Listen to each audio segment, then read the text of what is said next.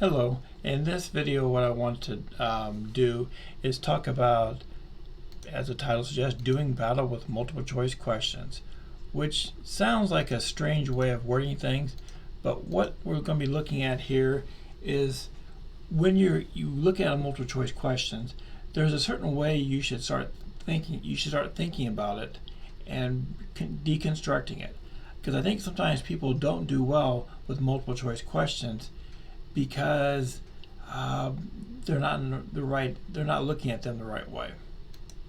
So let's look at some basic things. First, completely read the test question and answer choices. So make sure you're looking at what the question is, reading it word for word and reading it closely. Don't try to skim over it quickly.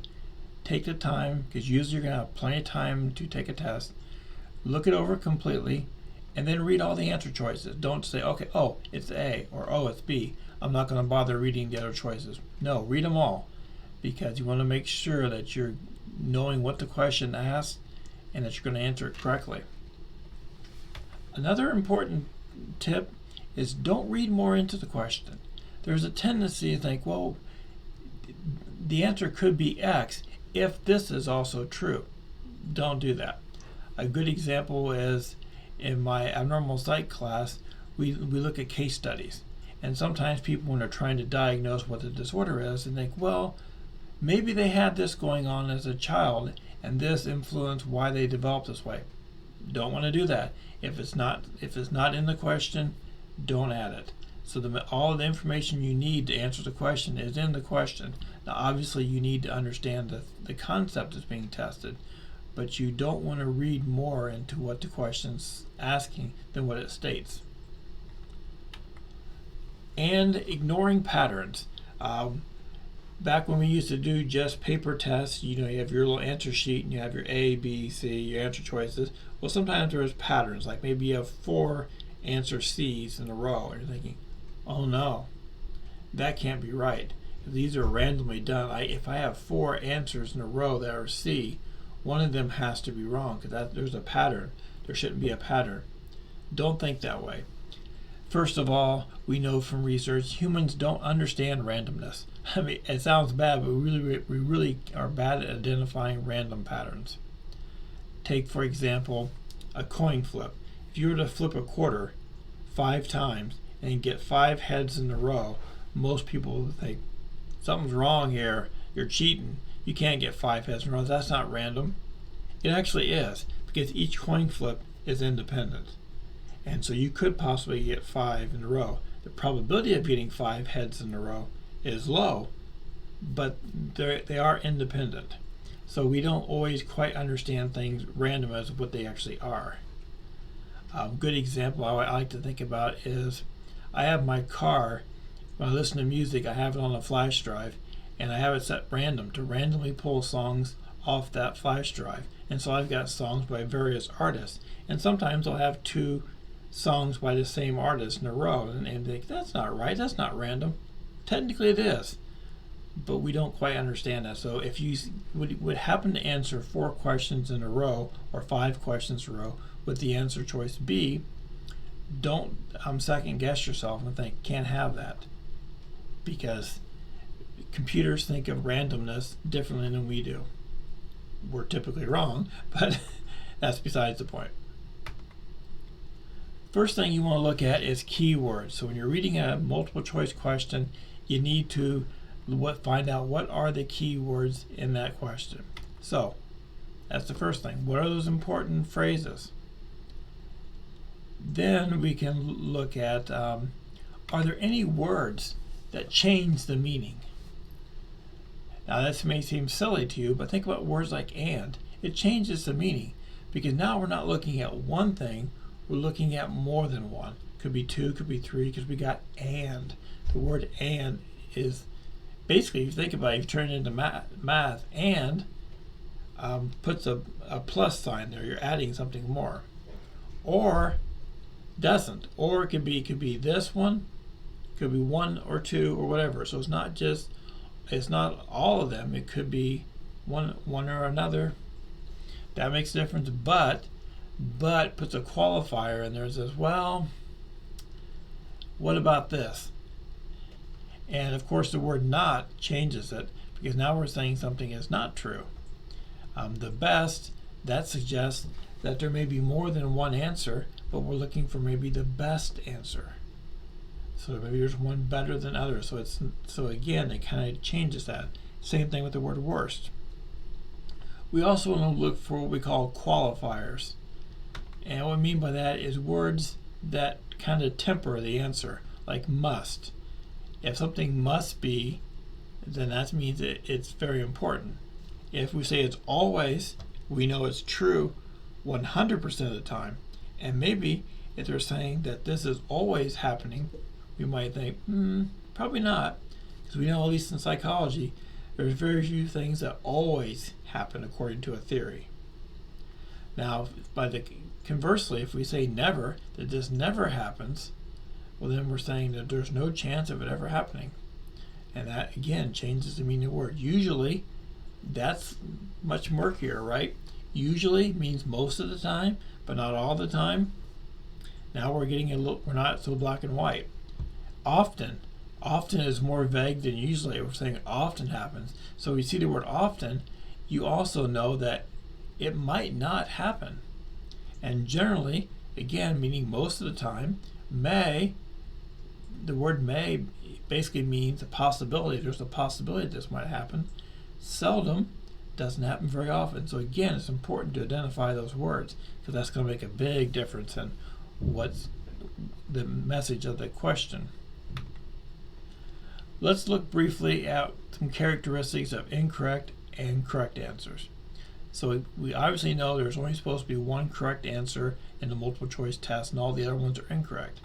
Well, if we look at incorrect questions, typically, basically they're wrong. They're maybe talking about a fact, but they're missing some point. Maybe they're not completely including everything that's involved with that, or maybe only highlighting one part and there's more than one part involved. So we know that's not a case. Whereas a correct answer, it does follow what the theory or concept says. It follows the facts, and we can use facts loosely, because sometimes, again, there's no 100% yes or no in psychology, but the facts might be supporting that. Also, incorrect answers don't focus on the important issue. So whatever the key words or the point of the question is, incorrect answers sometimes miss that they're talking about something else going on in the question that's not really the important part.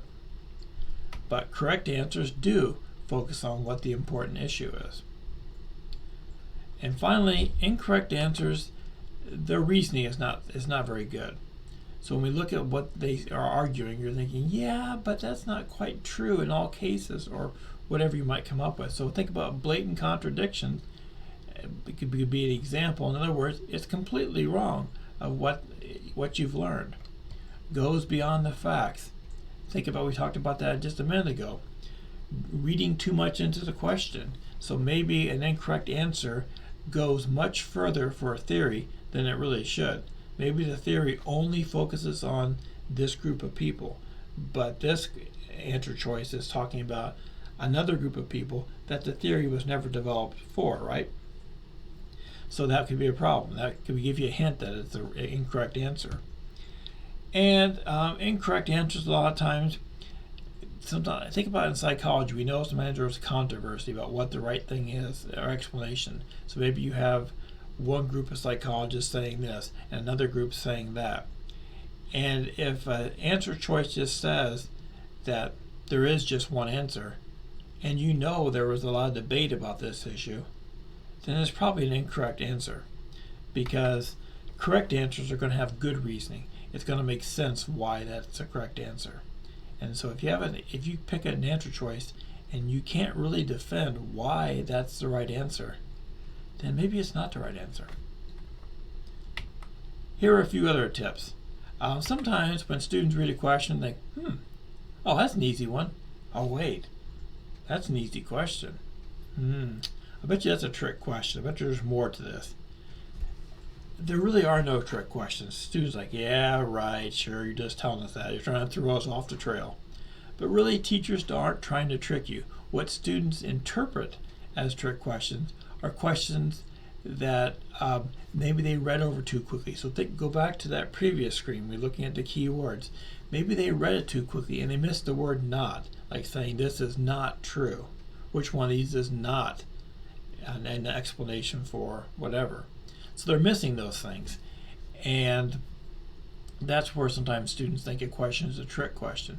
Or if they didn't read the question closely and the answer they came up with wasn't related to them, they're like, oh, well, I didn't know you were asking that. That's a trick question.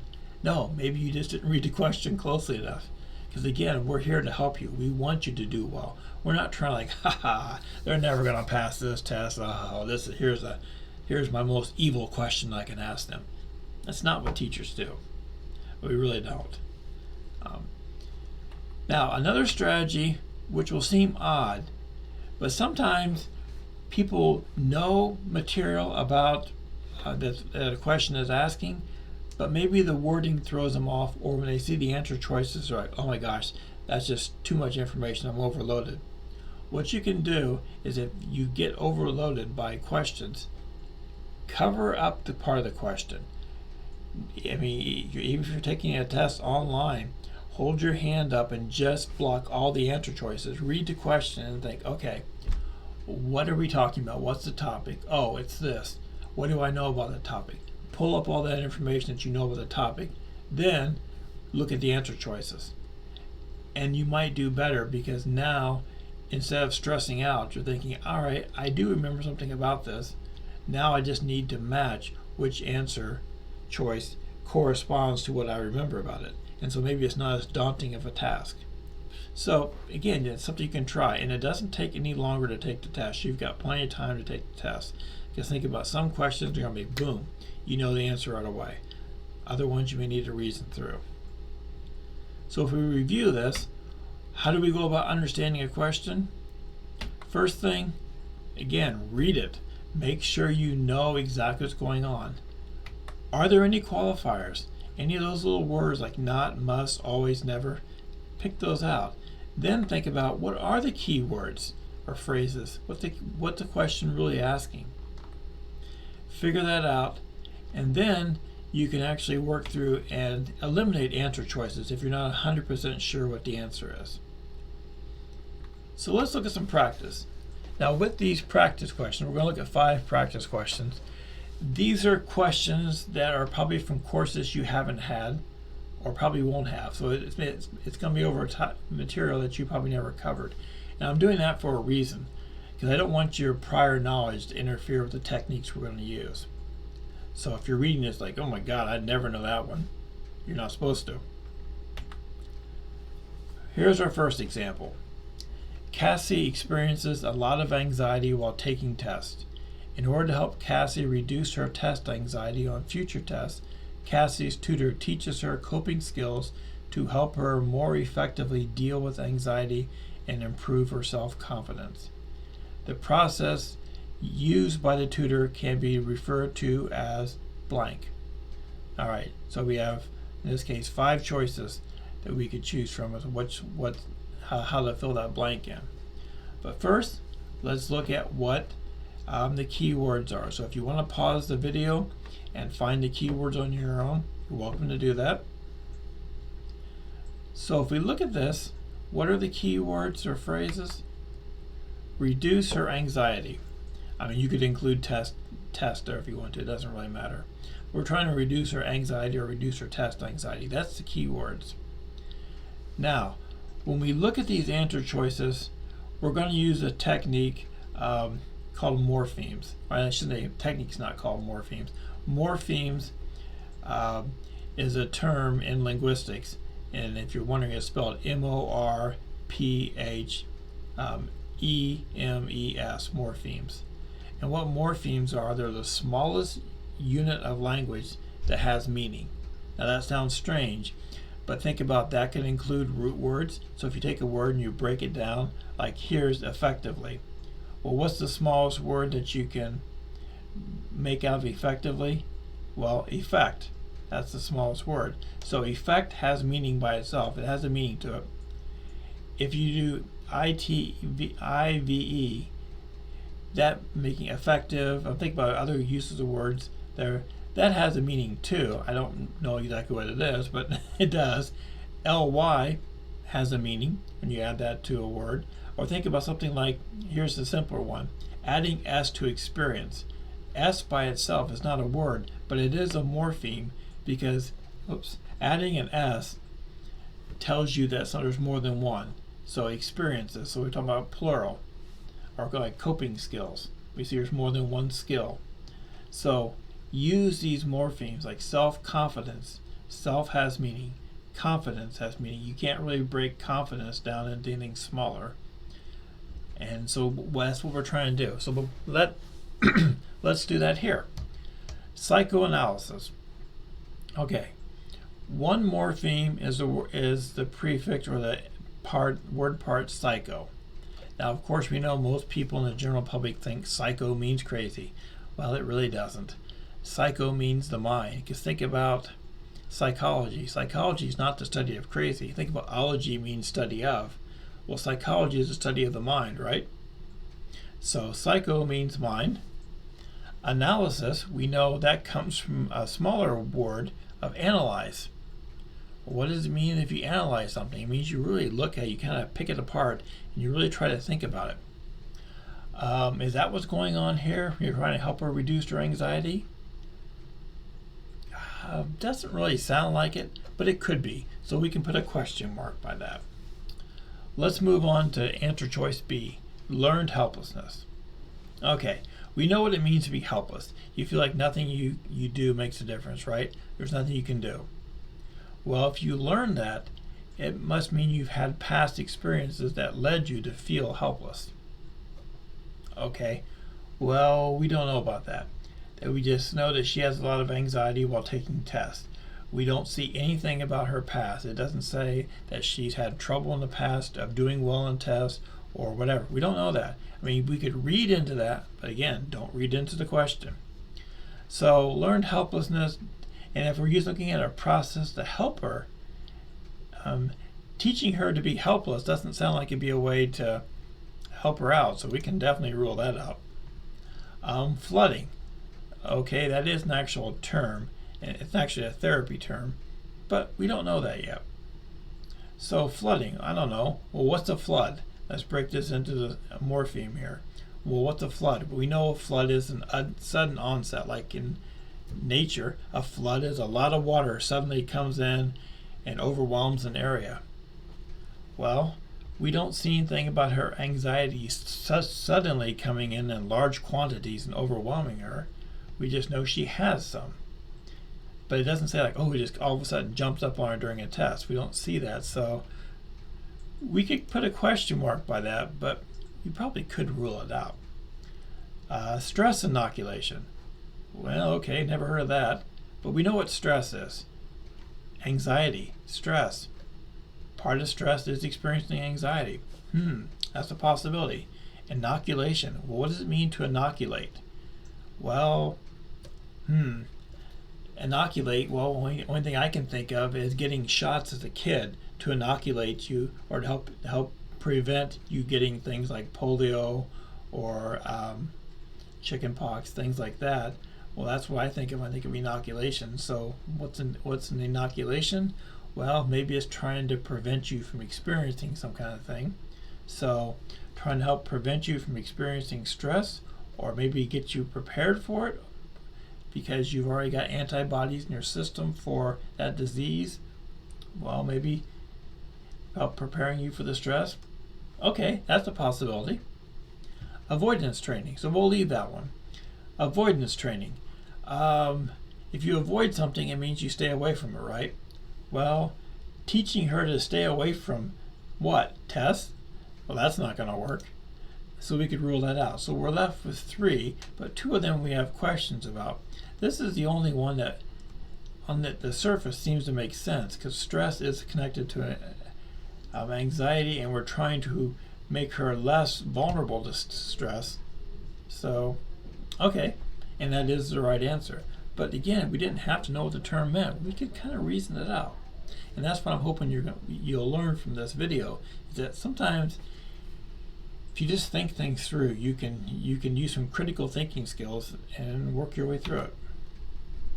Number 2, sometimes when researchers study a less technologically advanced society or culture, they assume the people are not as intelligent. Typically, this conclusion is drawn because the researchers are using their own society as a standard of excellence by which other societies should be compared. When this happens, researchers are demonstrating the concept of blank.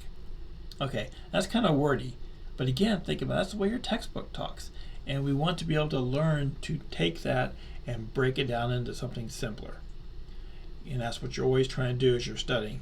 Take the jargon, the advanced way of explaining something, and put it in simple terms. So let's look at this one. Again, if you want to pause the video, find the keywords.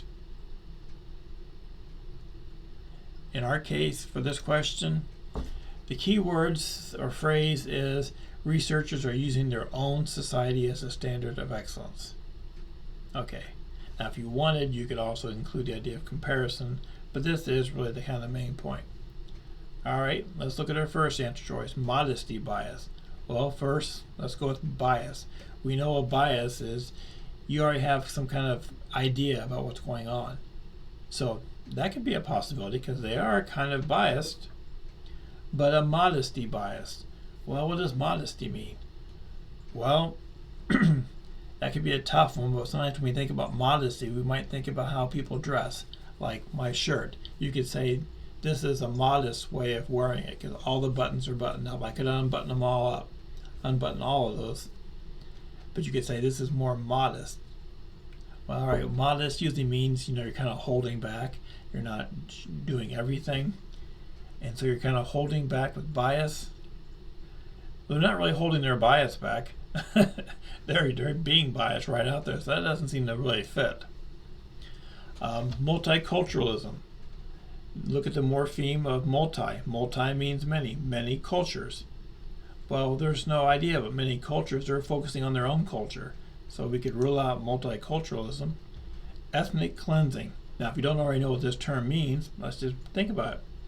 Well, we know ethnic is referring to some kind of ethnic group or ethnicity, like maybe race, maybe geographical region. Like think about it could be like Latino, Latina. That's a culture. You could look at American culture, whatever. Punk culture, goth culture. So, but ethnicity is more about a group, so like kind of a race. Or again, I shouldn't use goth or punk, but I think about it and be a racial group, maybe an ethnic group. Like we could talk about people from Mexico. I mean, Mexicans are not a race; they're part of a race, but they're a cultural group, so they are an ethnicity. So that could fit there. Cleansing. Well, if you're cleaning something, you're getting rid of something, right? You're getting rid of dirt or something bad. Or you're getting rid of a culture. That doesn't sound like what they're doing. They're not. What they're doing is wrong, but they're not getting rid of a culture. They're just judging it. So it's not quite the same thing as erasing it. So we could rule that out. Locus of control. Now, a locus is a Greek word, and you may not know what it means, so we won't worry about that. But you do know what control means. So control, you're trying to be in charge of something, right, or oversee it. Well, they're being biased, but we don't see anything about them trying to control this culture. They're just judging them. So we could rule that out. And so all we're left with is ethnocentric fallacy. But we don't want to just say, great, it's the only choice, let's go for it. We still want to stop and reason through it. Because remember, if it's the correct answer, it has a good reason for being right. Okay, fallacy. Fallacy is, we know something's wrong, so in a way it's kind of coming from that word false. So if there's a fallacy, it's incorrect. Well, thinking that people are less advanced because they don't have, or should they are not as intelligent because they don't have technology, that doesn't sound right. That's not always true. So ethnocentric, we know ethno is referring to ethnicity, so we're looking at like racial or cultural groups. Centric, if you're centering on something, you're focusing on it. So you're focusing on a specific ethnic group, and you're wrong about that. Well, that kind of sounds like it, doesn't it? They're focusing on their own society as the standard to compare other cultures. So that would, and again, so that fits. So that is the correct answer, but we could do that by ruling out other choices and then looking at the logic behind this one by using morphemes. Number 3, even though the workplace culture at Acme Incorporated values employee safety over production quotas, the employees in Section C refuse to wear safety goggles because the goggles are ugly and not stylish. All of the other sections of the company have no problem wearing the safety goggles and appreciate that their employer cares about their safety. The employees of Section C represent a blank within the company because they do not share the values of their fellow employees. All right, a lot of information there. But first, think about, we have some qualifiers that we want to look at, right? So think about, what are the qualifiers? Again, pause the video if you want and see if you can find some qualifiers. So we have 2 qualifiers, all and not. So we're saying all of the other sections don't have a problem, have no problem, you could even put in no maybe, and that Section C does not share that. So again, you can pause the video. What are our key words? In this case, our key words is Section C do not share the values of everybody else. So we're focusing on Section C, not anybody else. Well, let's look at our choices. Horizontal culture. Well, we know what a culture is, so we got culture in all these, so we know it has to involve culture. Horizontal. Well, that's kind of weird. Horizontal, we know, is going straight across. So if we're talking about Section C and the rest of the company, if everything was going across, then maybe that would mean Section C would be the same as everybody else because they're all on the same horizontal line. Like here's Section A, B, C, whatever. They're all there. Well, that doesn't seem to be happening. So we could cross that out. Microculture. Micro, we know, means a small part of. Well, Section C is a small part of the overall company. And they are the only ones who are doing certain things. So we'll keep that one in the running. Macroculture. Macro means a larger part. Well, that doesn't fit. The largest part of Acme Incorporated have no problems with the goggles. So we can rule out macroculture. So that again supports this answer even more. Vertical culture. Well, again, talking about things vertical going this way. Well, that's kind of hard to figure out. So we could say maybe, because we don't really know what that means. This is an actual term, and what it refers to is the hierarchy within a company. Like you got CEO, vice presidents, department heads, employees. So it's talking about that. We don't have to know that. So just looking at that, we don't quite know what it means, but it's talking about something stacked this way. Maybe there's something different about these sections. I don't know. It doesn't say that. Metaculture. If you knew what the prefix or the morpheme of meta meant, that would really help. But if you don't, you're thinking, well, I don't know. That doesn't make a lot of sense. I don't see anything I can't think of anything meta that would fit. You could rule it out. Now, what meta means is it's kind of a reflexive prefix. Whenever you put it in front of something, it usually means whatever follows about that. So like metacognition. Metacognition is thinking about thinking. It's thinking about your own thought process.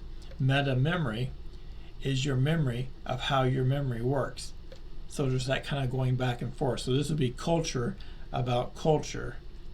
That doesn't make any sense. So if you knew what meta meant, and that's why I encourage you, try to learn as many of these little morphemes as possible. And or as you come across, I mean, you can't just go out and memorize them, but as you come across them in other courses, pay attention to what those things mean and make your life easier. Think about what prefixes, suffixes, and all that stuff means. Okay, so that leaves us with 2. And we have more evidence for micro. They're a small, Section C is a small part, and they're not going along with the rest of the values. So maybe they are a microculture. That seems to be it'd be easier to defend that answer than it would be this one. So we'd go with this one, which is the correct answer. Question 4. Alfonso has low self-esteem and is concerned about his upcoming chemistry final examination. The night before the test, Alfonso goes to the bar and drinks with his friends most of the night rather than study. If Alfonso does not do well on his chemistry test, he can blame his performance on alcohol. From a psychological perspective, Alfonso is engaging in blank. Okay, so first we have a qualifier. So if you want, pause the video, find that qualifier. So the qualifier in this case is not, because we're setting up the condition if he doesn't do well. So that suggests if he does do well, there's a different answer. So we're looking at what about if he doesn't. So next we need to know, well, doesn't what? So what are we talking about here? What's the key words? So again, you can pause it and think about this. I would argue the key phrase here is blaming his performance on alcohol, because that's what he can do if he doesn't succeed. Again, you could expand as you want to say it's really looking about his performance on the test and so forth. But you're going to find that his performance on the test is his performance on the test. We already know is that if he doesn't do, which means he fails the test or doesn't do well, he can blame it. So what is this blaming performance on alcohol considered? Well, let's start with A. Self-handicapping. Well, we know a handicap means you can't do something.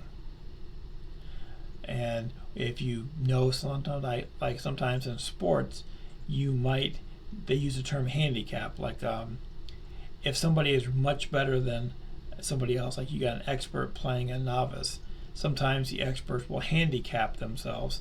And what they mean by that is they'll put limitations on them so that to make it a fairer game. Like I remember in high school, whenever we played boys against girls in something like kickball or something, the PE teacher, because the boys in high school were stronger than the girls, they could kick the ball farther, he put a handicap on us that we had to kick with our opposite foot, our non-dominant foot. So that was a handicap put on us. So think about a handicap, something you can't do. Self, you're doing it to yourself.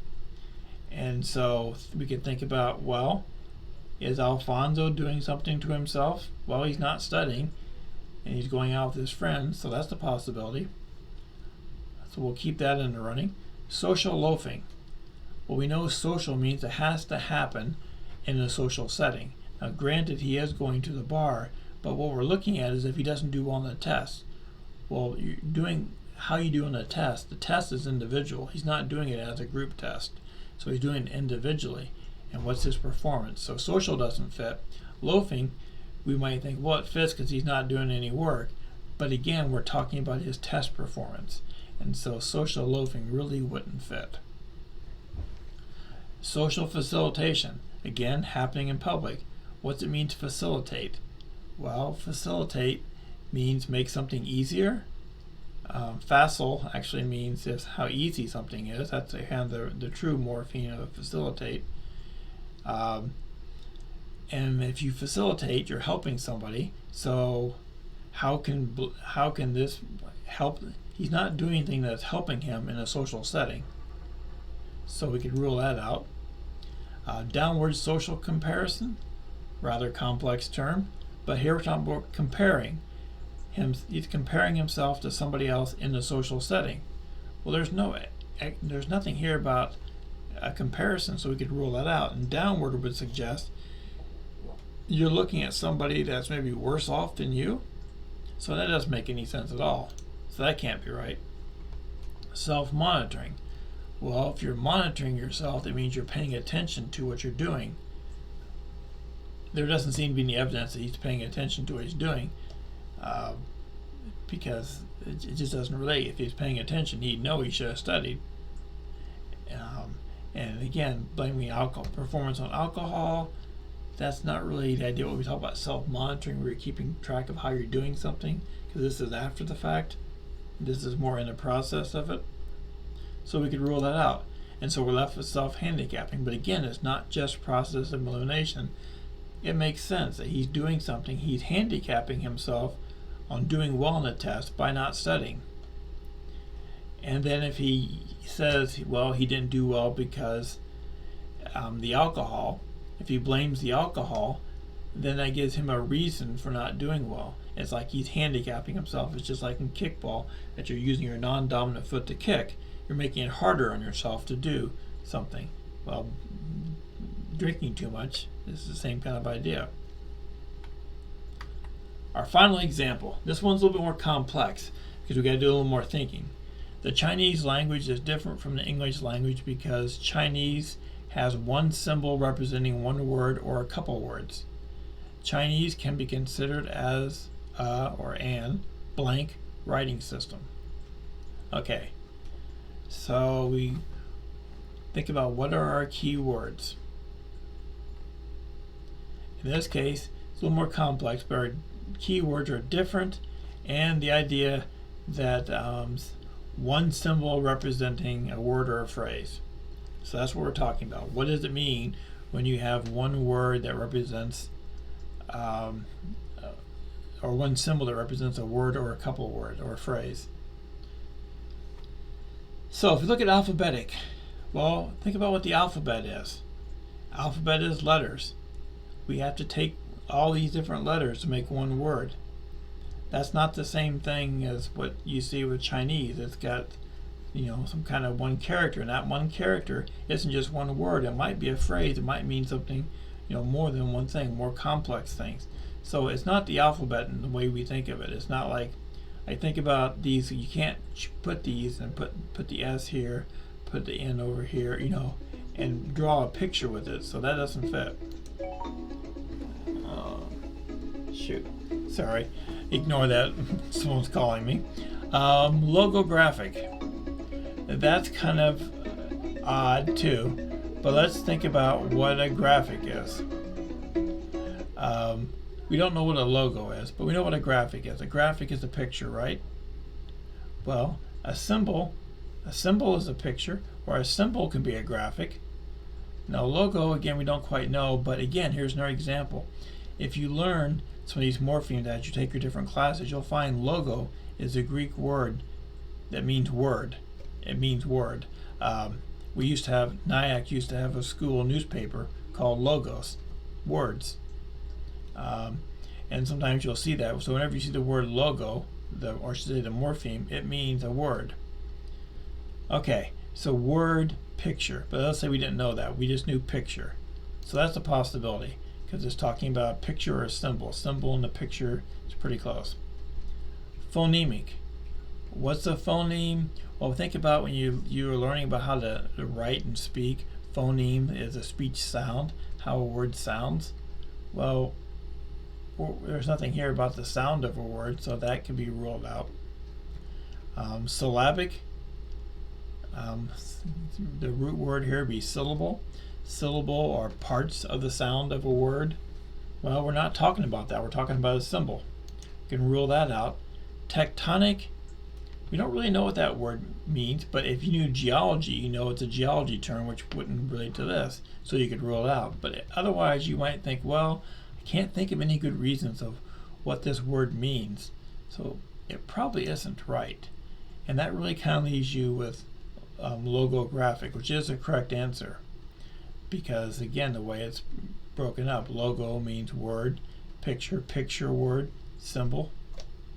So there is a logic to science and actually all language, but we don't always know it. And again, you wouldn't have to know the word logo, but the fact that this says graphic, and you know a graphic is a picture or a symbol, that's the closest thing of any of these that would fit in there. So I hope this tutorial has helped you some, because that's the basic idea. Just trying to use some little critical thinking, and you can go pretty far with trying to figure out these type of things.